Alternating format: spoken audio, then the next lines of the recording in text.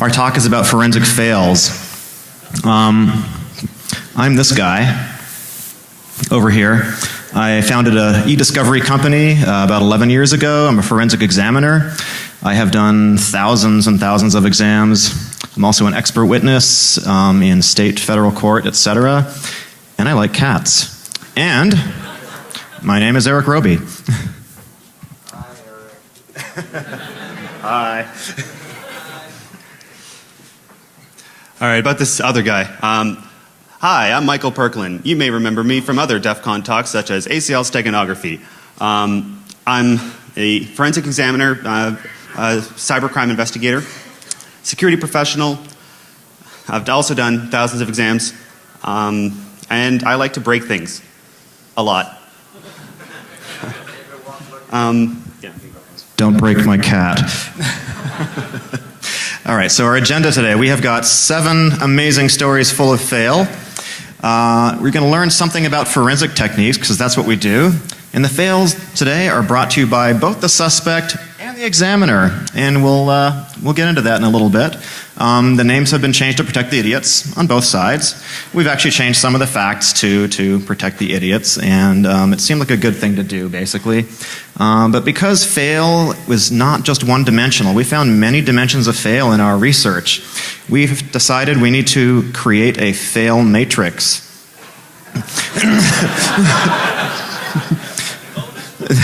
To explain how the fail. So this is I'm just going to explain how the fail matrix works. The first level of fail is the user retard level. Oh my God, I spelled that wrong. Drink. For the record, he was responsible for the keynote presentation, so this is definitely his fail. This is my fail. I get 10 points. All right, so the punishment level depends on, what happened. So this particular guy lost the case. Dollars distress cause, let's give this one 5 points. And bonus points are just whatever the fuck I feel like doing. His girlfriend left him in this case, so he gets 35 points. All right, so let's get into the first one. This is the "it wasn't me" defense. You may have heard this one before.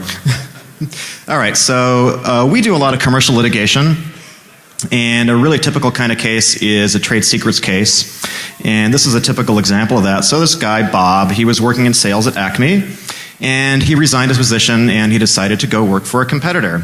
This happens all the time.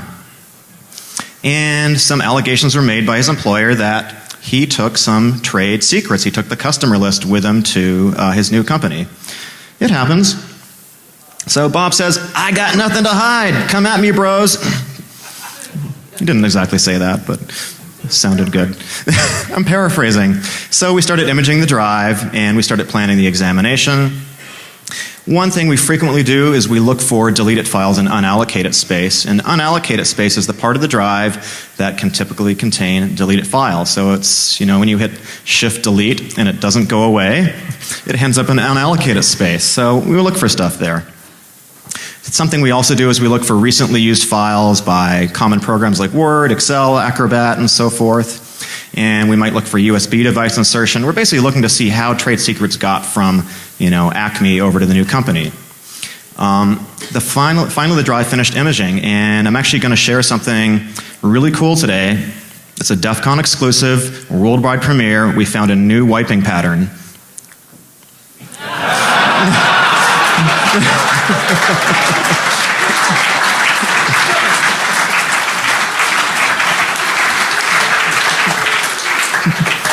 This is actually real. I'm not making this up. This is real.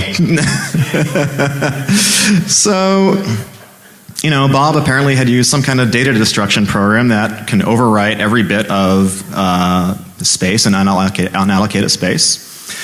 He used a pattern that, however, was not really commonly used by Windows or any of the other utilities I've seen. Might have been something custom. So, I thought, this might suggest something bad was happening here. Let's, maybe. Let's take another closer look at this. So we're gonna zoom in. We're gonna look at this on a molecular level now.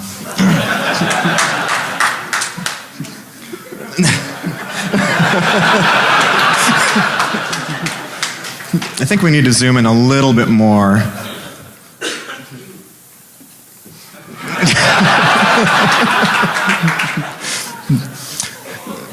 So what have we learned? I admit the first part was actually the second part. There was no Sarah Palin in this case, but so data destruction can almost always be detected.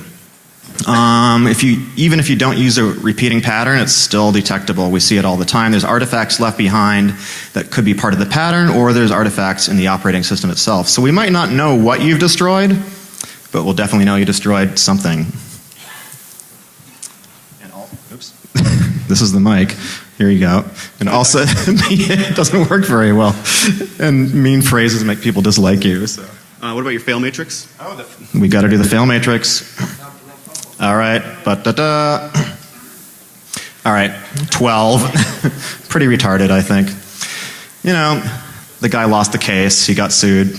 Under $100,000, so not a huge amount of economic distress. And I didn't really give him any bonus points here because it just wasn't that good. So. He gets 27. Actually, no. Let's go do this one. It's already fail. I think we can blame that guy who gave me the beer. All right. So this case was a lot of fun. I didn't expect it to be fun when I started out, but it ended up being a lot of fun. I call it the Nickelback guy. You'll see why in a second. So it was another allegation of stolen confidential documents. This guy, let's call him John, he left one company to go work for a direct competitor, and his old company hired us to go in and take a look at his. Can we get audio for this? By the way, we're going to need audio for this segment, so if you could turn it on. So yeah, the company where he left, they asked us to take a look at his work computer to look for signs of data exfiltration. He worked on a lot of confidential projects, and they just wanted to make sure that he wasn't taking these confidential projects to the competitor and letting them know what they were doing. So, right. I totally said all that. Why is this not working?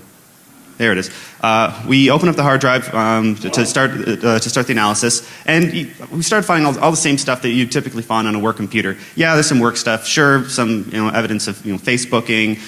He's got an MP3 collection. He liked listening to music while he was at work. Typical stuff. We found the confidential documents that we were asked to make sure he didn't take. But that was to be expected because he did the work on this computer. And almost immediately, something jumped out at me. And we'll get into why it jumped out at me in a second. But his music collection became very interesting to me. Not because I love Nickelback, but because, again, we'll get into this in a second. That would be fail. Yeah. And I'm Canadian too, so Nickelback's from Canada. If you take a closer look at this photo, something may jump out at you as well. These are just MP3s, just songs. But the size of these files is a little bit off. What's wrong here? Yeah, the extended play Nickelback. This guy really loved his Nickelback. So these were actually a bunch of AVI files. These were just AVI files that he had renamed. It seems that John assumed that nobody would listen to his Nickelback MP3s, which is probably a good assumption because I don't think anybody would listen to his Nickelback MP3s. And he was hiding something, but what was he hiding? Look at this photograph. Look at this Pregger porn.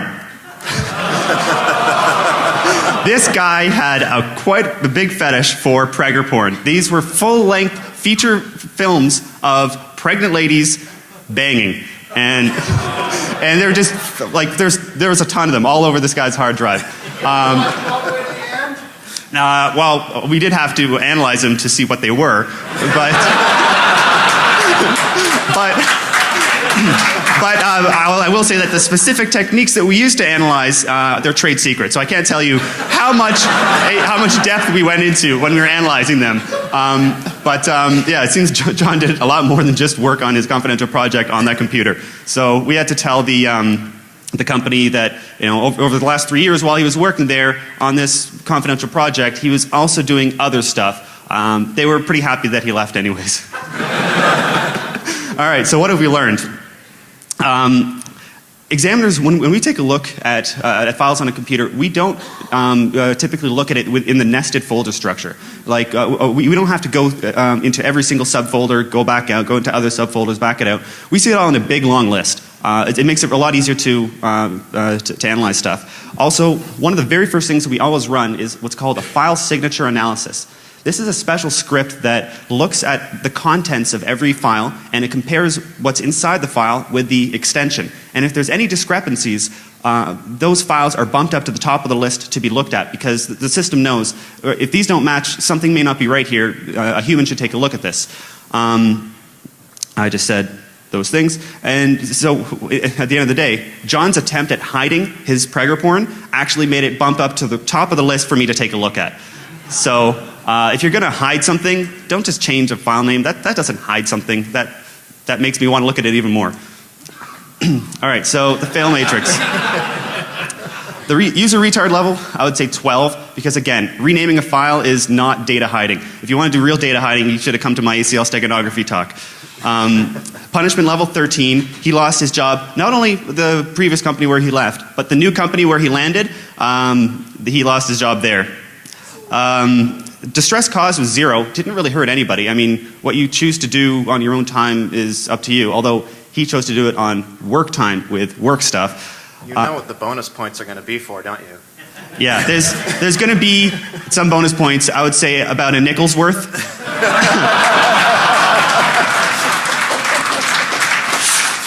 So that brings us to a grand total of 30 fail points. All yours. That is the fail sound, thank you. By the way, do you like the font that we're using? Comic Sans. Can I get our hand for Comic Sans? Nobody uses Comic Sans. It's the most underappreciated font in presentations. Yeah, I don't know why we don't see Comic Sans in more business settings. I mean, really. We're bringing it back. We're bringing it back. It's a new movement. All right, so let's look at the just bill me later case. So our client, the ABC firm, they outsourced a key part of their business. They've been doing it for many years. And the part of their business that they're outsourcing is on a time and materials basis. So there's a lot of invoices with hours and rates, and that's basically it. It was several $million a year on average that was being billed. And our client started a review project because they thought they were being overbilled. They thought there might be a little inflation, and they wanted to figure out why things were looking inflated. They looked at some of the individual bills, and they thought things were taking a little bit too long. So we came in and we decided to help. So they had thousands and thousands and thousands of PDF format invoices. Now that's not going to do us a lot of good. Even if we OCR it, even if we apply optical character recognition to it, we've still got a lot of unstructured data. So I can't really, I can search 1 or 2 PDFs, but when I've got tens of thousands of them, it's really difficult to do anything with that. So where did we start? We didn't have a lot of clues in this one.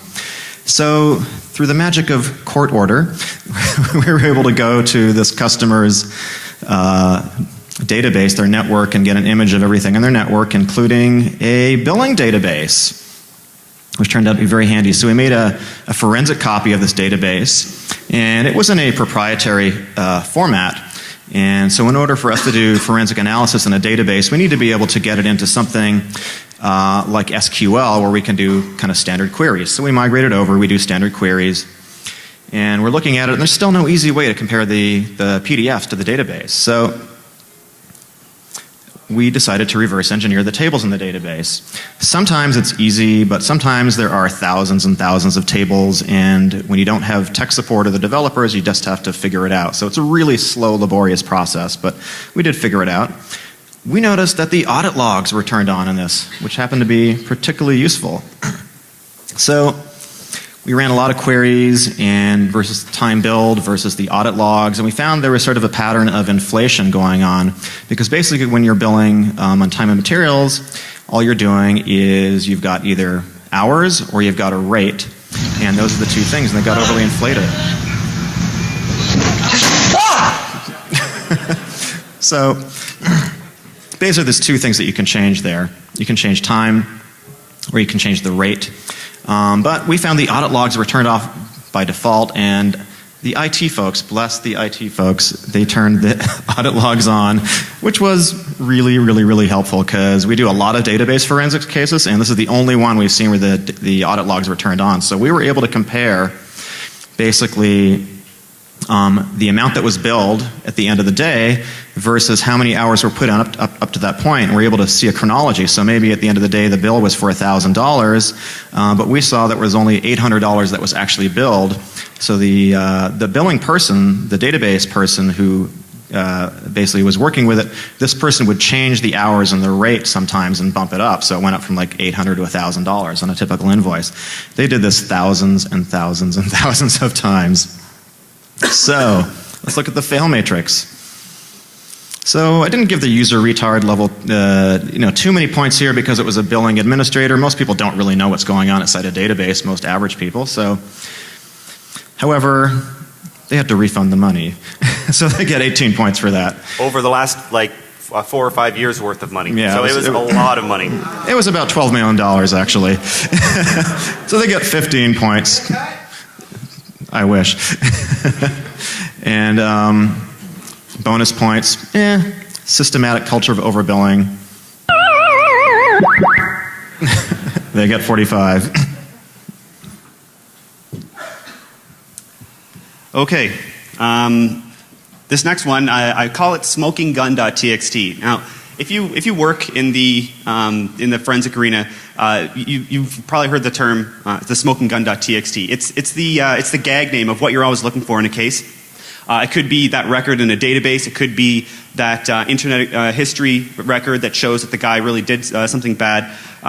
It comes from the cheesy Western movies where the murderer's gun is still smoking after he shot it. It proves that he was the one who fired the shot. So in forensics, you're always saying that, did you find the smoking gun? Yeah, found the smokinggun.txt. Sometimes I wish it's as easy as finding a file named smokinggun.txt, but you can only wish.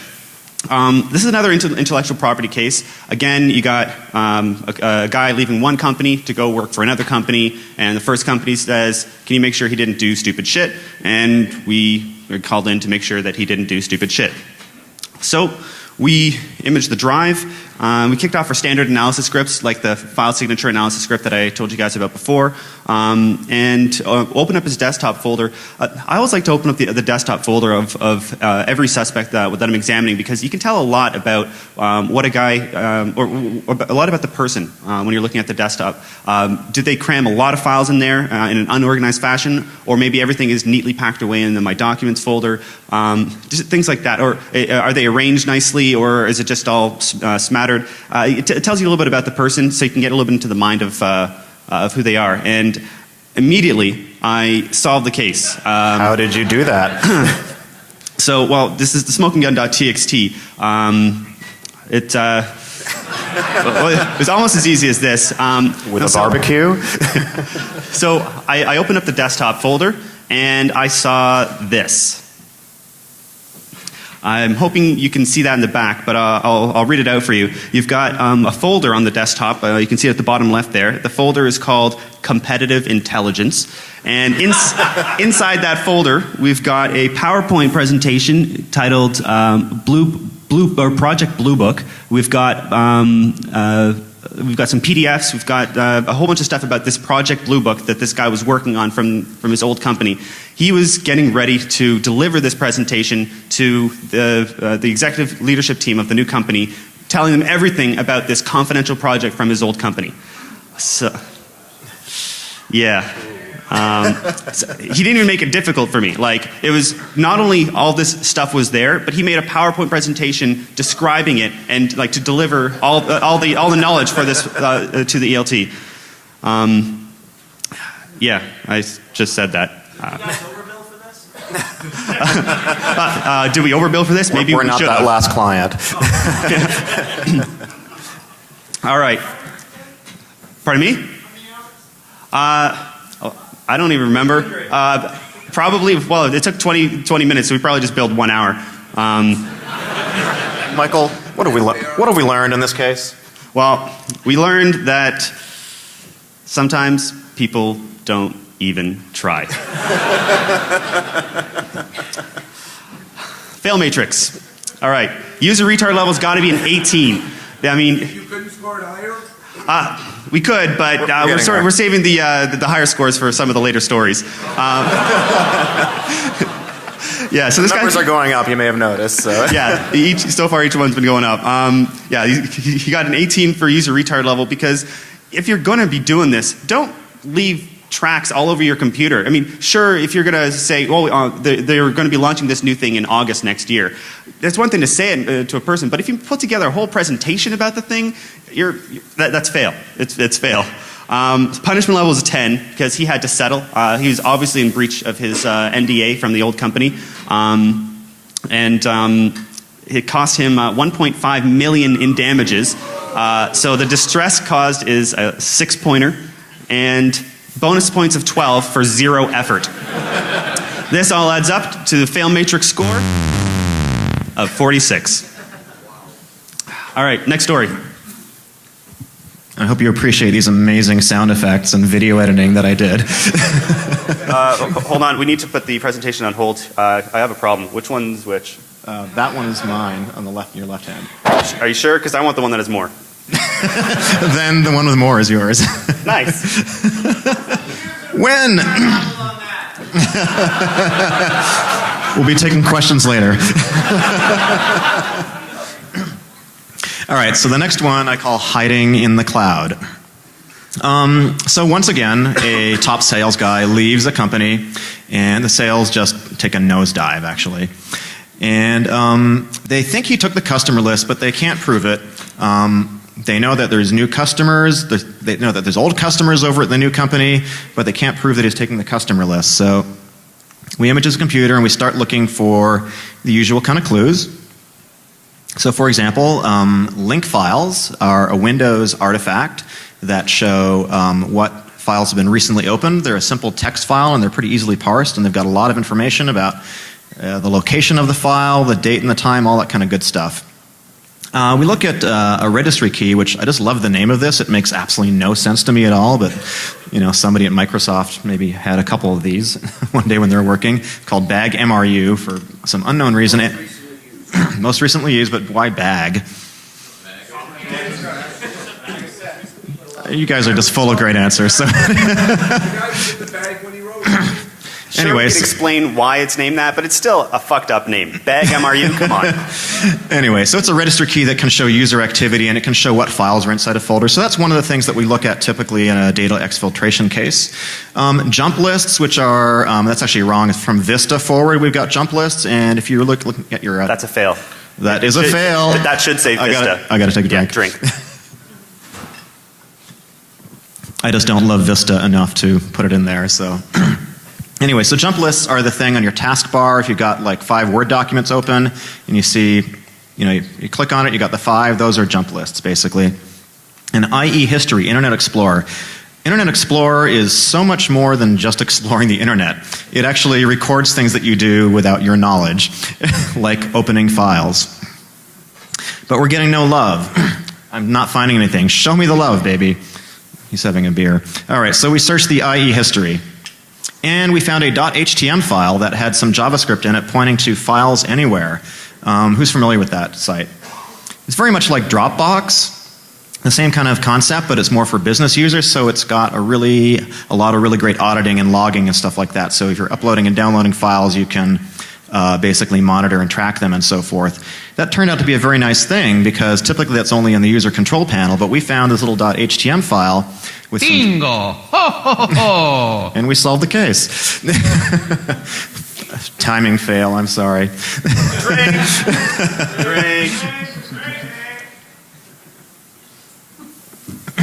Bingo, we solved the case.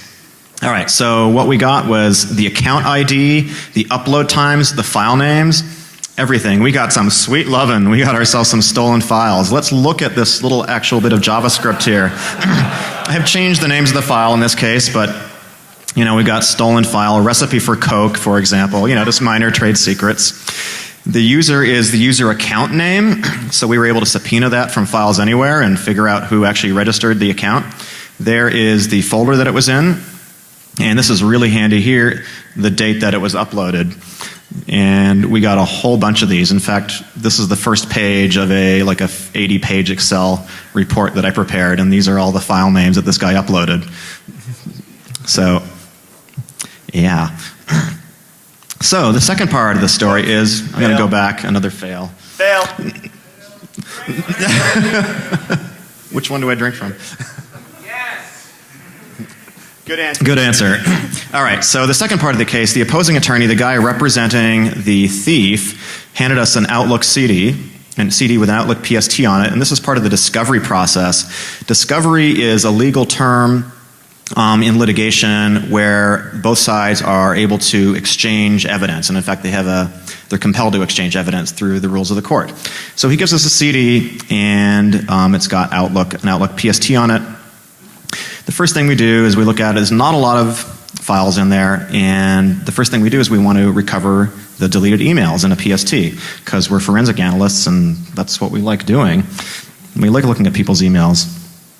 So I'm going to show you the old school way of recovering deleted emails. You use a hex editor, you crack open the PST and you change bytes 7 through 12 or 7 through 13, change them to zeros, save the file. Then you use the Outlook repair tool, which is built in with Microsoft, and you basically repair the PST, and what happens is you get a lot of emails back. Now, these are not the actual emails, but you get tons and tons of emails back. And in fact, in this case, we got tens of thousands of deleted emails. And what was in these mails? Everything that completely turned the case around. So not only did we have this guy with all the uploads on those spreadsheets, we also had all the emails about who was involved, what lists he took, who were all the people that were involved. We were winning. We went to Charlie Sheen mode all of a sudden. So, and the funny thing is, we were able to take all this information and at a deposition. And if you don't know what a deposition is, we get to ask questions of the opposing party. So we're asking them, what happened? Did you guys steal anything? Did you take anything? No. We start pulling out these emails, one by one by one, and the guy turns white as a sheet. And he spills the beans. And basically, we do pretty well. So who deleted the mails, do you think, in this case? Call it out if you think you know who deleted. Wow, people got it almost immediately.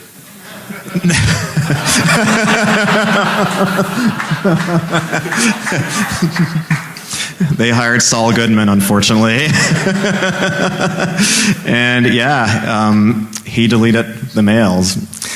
Not a good thing, not a good thing. So what have we learned?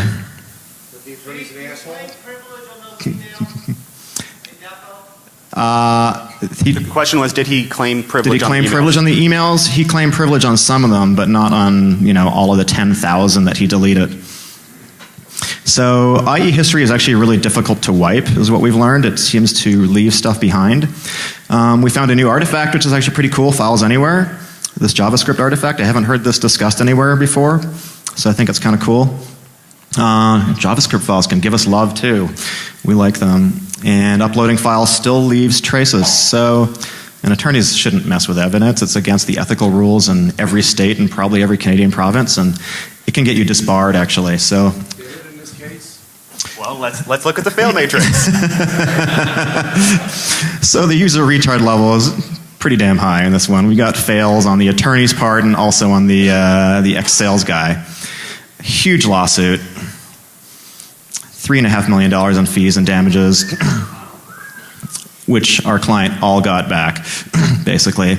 And 15 bonus points. The attorney might lose his license in this one. He hasn't yet. We don't know. We don't track that kind of stuff. 51. We're moving up. You ready? Oh, right. Fail.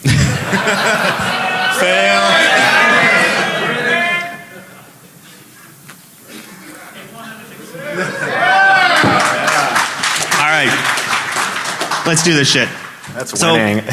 This next case was probably one of the most fun cases that I've worked on. Right from the start, I could tell that something was going to be a fun one. I call it the RDP bounce. You'll see why. I was called in to investigate a network breach. The company told us, and they shared some information with us, that was evidence that at least one computer had been breached. They didn't know why, they didn't know what, and they asked us to investigate and, well, to tell them why and to tell them what. It was a large company. They had a lot of computers. All of them were Windows based. Thousands upon thousands of computers in offices all across the world. And in one of their offices, they noticed this computer had been breached. So let's figure out what happened. So we move in, and actually, I think I'm just going to pause here for 2 seconds. Hey, Eric, is this your first time presenting at Defcon? Yes, it is. Oh, okay.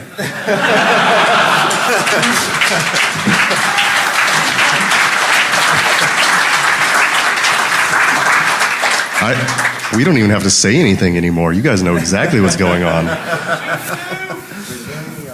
Uh-oh. I want to know, is Sarah in the room? Sarah? Sarah, show yourself. Oh yeah, which Sarah? Can you narrow that down? You, sir, is your name Sarah? Start forward. What? All right, well, Bend over. Well, we thought Sarah was going to be here, so we're just going to leave now. You were the ugliest Sarah ever. Finish that. Fail. Another soldier bites the dust. Winning. Stop that. Disaster recovery and it's like. Paul, Yes. there's some issue about the sound person? No. Well, Sarah's supposed to be the sound person. right here, you're talking about me, right? You know, I appreciate that, Sarah, but we were looking for a different Sarah. However, since she's not here, Sarah, would you come up? Come on up. You're the next contestant on Will You Fail? Awesome. Thank you. Other Sarah's going to be next. You want to go around that way? Oh, you already got one. Someone counted wrong. Here, pass one for Sarah. All right. I'm Sarah, and so's my wife. I'm sure all of you want to be Sarah right now. We already right, had Sarah Palin in the talk, so. To our new speakers and to our new attendees. And Sarah.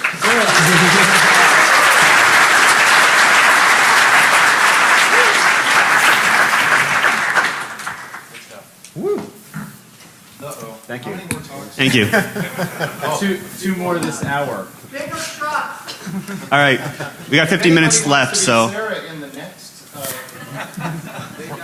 thank you very much, Goons, for doing that. It's Eric's first time at Defcon, so. All right, so I was talking about the RDP bounce case that I was investigating. Now, as I mentioned, thousands of computers, various offices all around the world. So we analyzed the one computer that they knew was breached, and it showed that that RDP, or Remote Desktop Protocol. This is the tool that's built into Windows that allows you to remotely control another computer. Some logs showed us that RDP was used to connect using the local administrator password to another machine. It also showed that.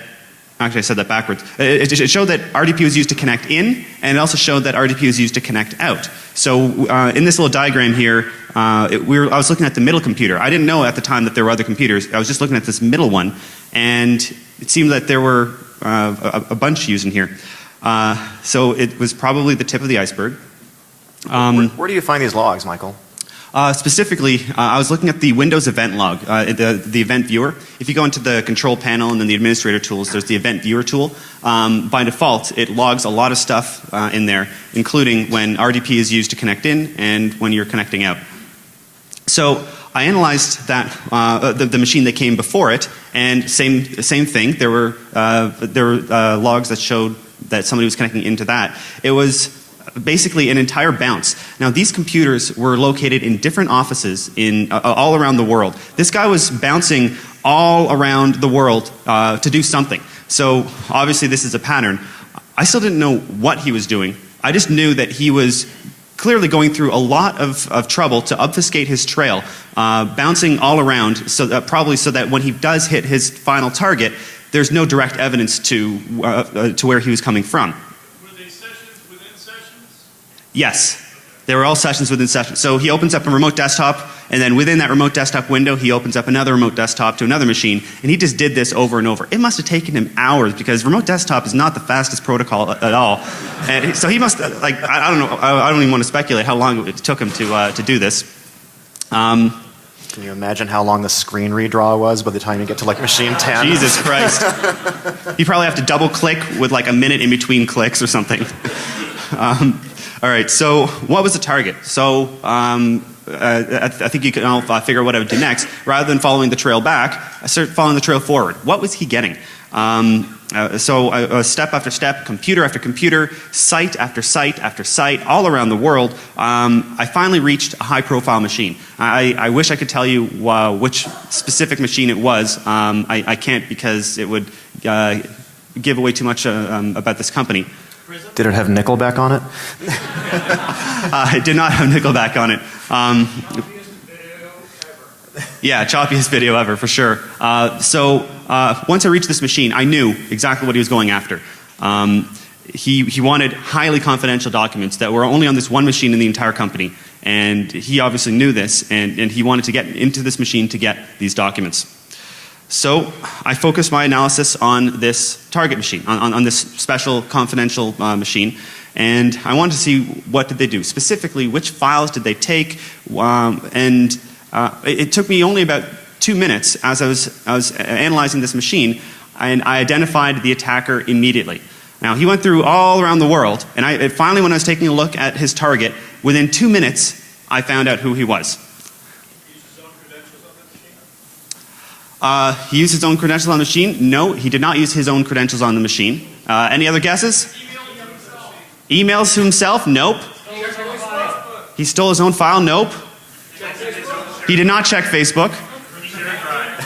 No shared drives. Why didn't I tell you what he did? Michael, what did he do?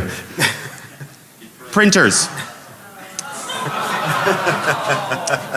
So, one thing that a lot of people don't know about remote desktop is, by default, it maps the printer connected to your machine to the machine that you're connecting out to.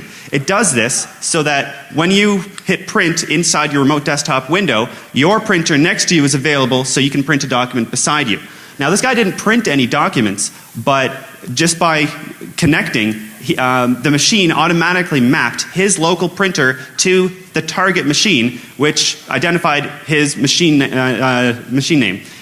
He forgot to turn this off. There is a checkbox in Remote Desktop Protocol. When you open up the RDP window, you can hit Options and then uncheck Map Printers to Target Machine. It's just a checkbox. He did not uncheck it. Yeah.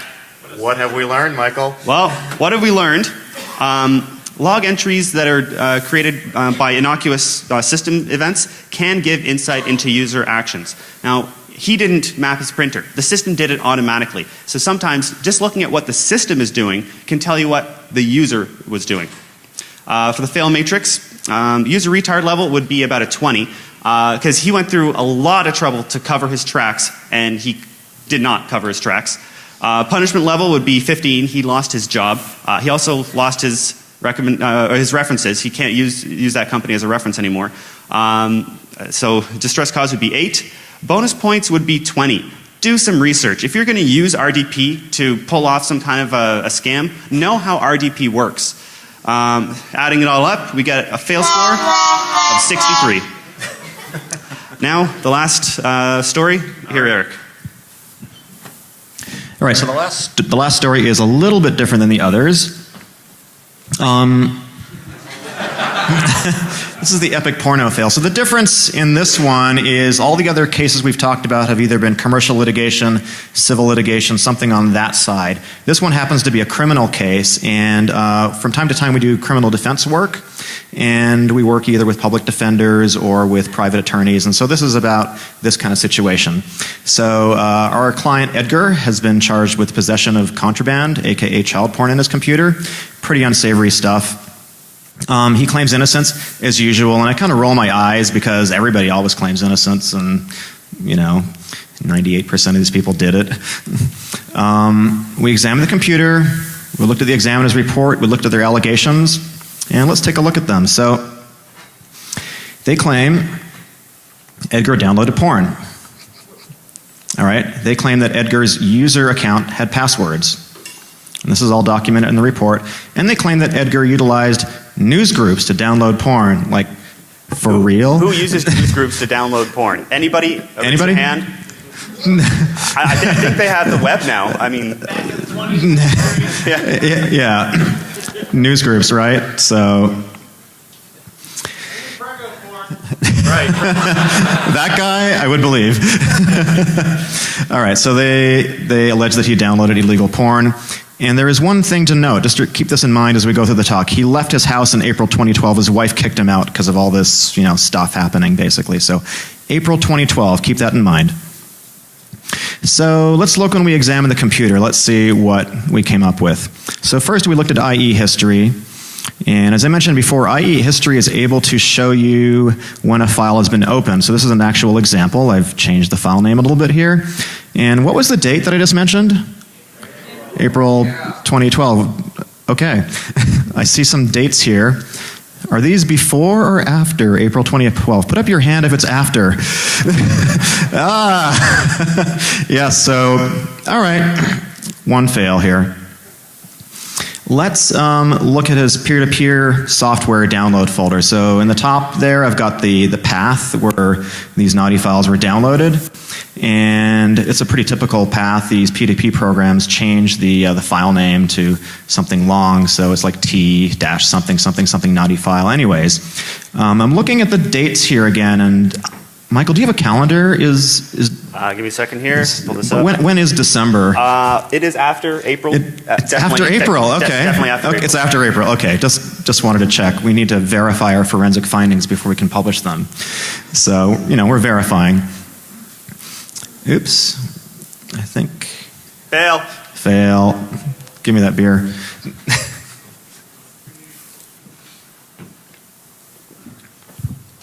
All right, so they also claim that he used Outlook Express, really, to download porn. Outlook Express. This is 2012, remember, folks. It makes me wonder, did they even analyze this guy's machine? Where are they coming up with this stuff? We saw records of P2P, not Outlook Express.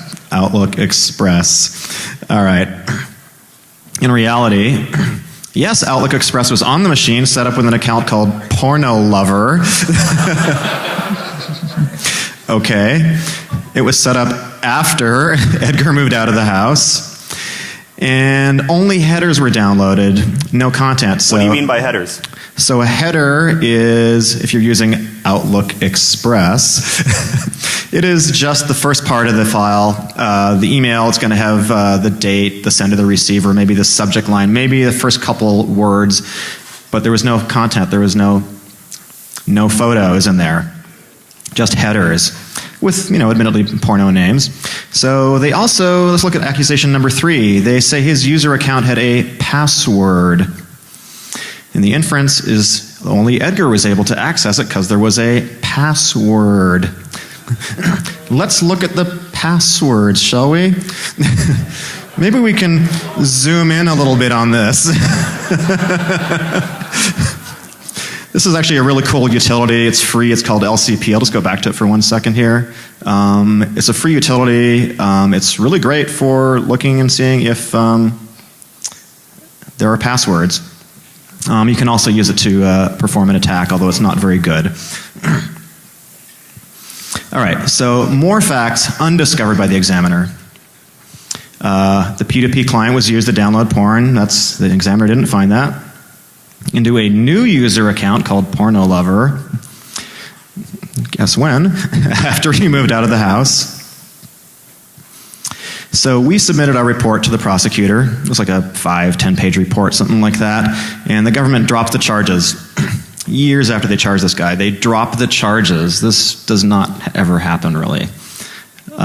This is the first time. I've done thousands of cases and, well, hundreds of cases, thousands of exams. I don't know how many. It's never happened before. And this is after the guy spent a huge amount of money on legal costs. So to do all this, I just want to give a thank you to Rob Lee and Sands. Anyone know Rob Lee? We use Super Timeline Analysis to do a lot of this work. Super Timeline is a really amazing piece of software that will basically go through the computer and look at all the computer-generated artifacts and put everything into a nice chronological sequence for you. So a really awesome piece of software. Yeah, definitely one of the best pieces of software I've used. Yeah.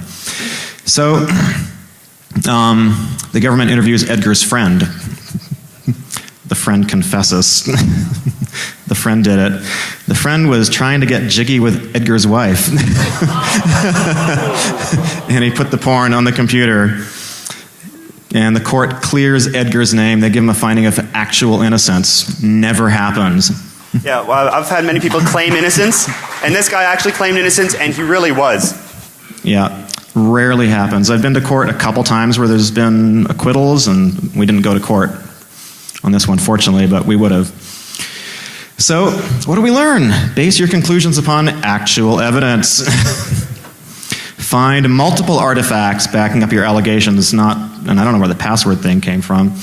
Tie it to a person, not just a machine, if possible. Try to look at user activity that would tie specific events to a person. So remember, the maximum you can get is 20 in any category. However, I've decided to break the rules a little bit for this one. So examiner ineptness, he gets 5 bonus points built in right there. The guy sued the city for millions of dollars. And, there might be a job security issue for somebody in this case. Yeah, I don't think that examiner is going to really have a job much longer. And 100 bonus points because the court finds the suspect innocent. So, factually innocent.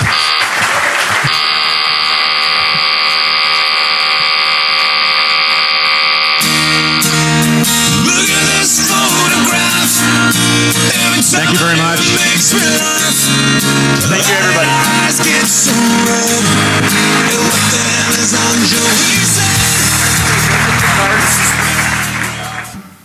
This is the "it wasn't me" defense. You may have heard this one before. All right, so we do a lot of commercial litigation, and a really typical kind of case is a trade secrets case. And this is a typical example of that. So this guy, Bob, he was working in sales at Acme, and he resigned his position, and he decided to go work for a competitor. This happens all the time. And some allegations were made by his employer that he took some trade secrets. He took the customer list with him to his new company. It happens. So Bob says, "I got nothing to hide. Come at me, bros." He didn't exactly say that, but it sounded good. I'm paraphrasing. So we started imaging the drive, and we started planning the examination. One thing we frequently do is we look for deleted files in unallocated space. And unallocated space is the part of the drive that can typically contain deleted files. So it's, when you hit Shift-Delete and it doesn't go away, it ends up in unallocated space. So we look for stuff there. Something we also do is we look for recently used files by common programs like Word, Excel, Acrobat, and so forth. And we might look for USB device insertion. We're basically looking to see how trade secrets got from, Acme over to the new company. Finally, the drive finished imaging, and I'm actually going to share something really cool today. It's a Defcon exclusive, worldwide premiere. We found a new wiping pattern.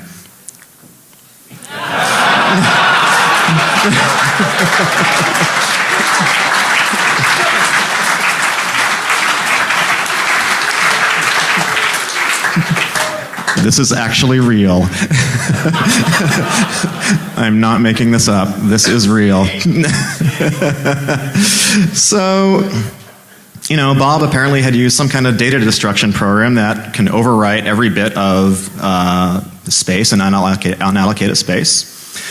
He used a pattern that, however, was not really commonly used by Windows or any of the other utilities I've seen.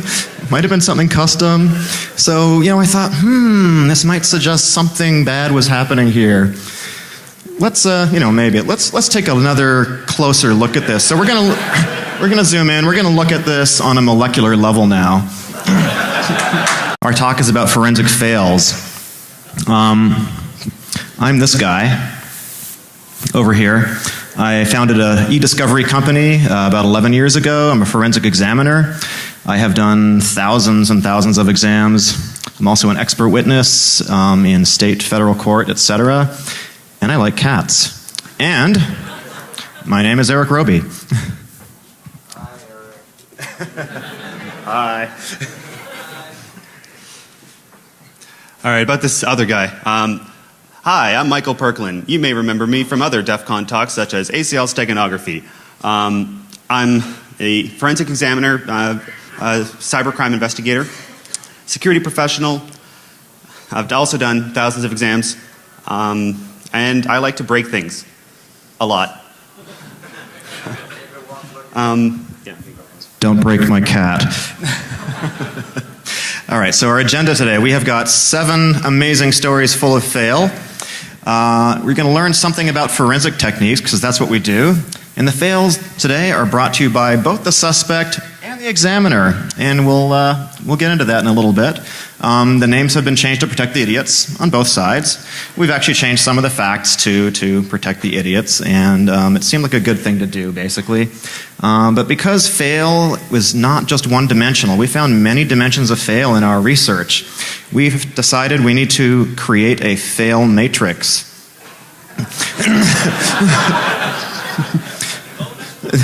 To explain how the fail. So this is I'm just going to explain how the fail matrix works. The first level of fail is the user retard level.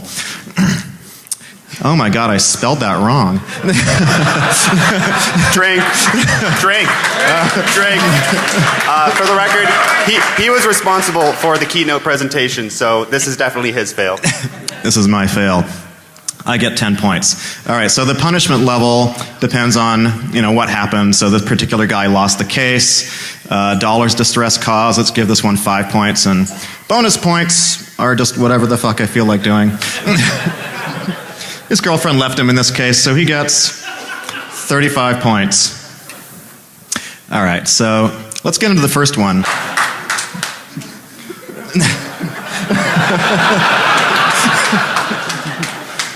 I think we need to zoom in a little bit more.